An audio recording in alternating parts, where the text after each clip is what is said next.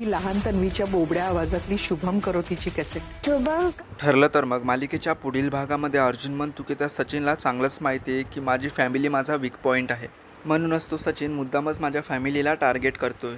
तर सायली म्हणते की हे बघा, तुम्ही काहीही करा पण त्या सचिनला कोर्टामध्ये खोटं ठरवा. त्याने जे काही खोटे आरोप आपल्या कुटुंबावर केले ना, त्याचा खरा चेहरा कोर्टासमोर आला पाहिजे. त्यानंतर कोर्टामध्ये आता अर्जुन सचिनला विचारतो की तुमच्या आईवडिलांना अस्मिताने वृद्धाश्रमात पाठवलं, मग तुम्ही त्यांना थांबवलं का नाही?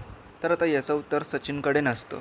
त्यानंतर अर्जुन म्हणतो की माझ्याकडे आता असा साक्षीदार आहे, त्यानंतर संपूर्ण केसच पलटून जाणार आहे आणि मी कोर्टाला विनंती करतो की त्या साक्षीदाराची साक्ष तुम्ही ऐकावी. तर आता कोणता नवा साक्षीदार आला असेल याचा विचार करत सचिन खूपच घाबरतो. तर इकडे प्रतिमाने सायलीला आता एक कॅसेट दिलेली असते. प्रतिमा म्हणते की लहानपणी तन्वी शुभम करोती म्हणायची, त्याचीच रेकॉर्डिंग या कॅसेटमध्ये आहे. त्यानंतर ते दोघेही ती कॅसेट आता ऐकू लागतात. लहान तन्वीचा आवाज ऐकू येतो आणि सायलीला ती तन्वी दिसू लागते.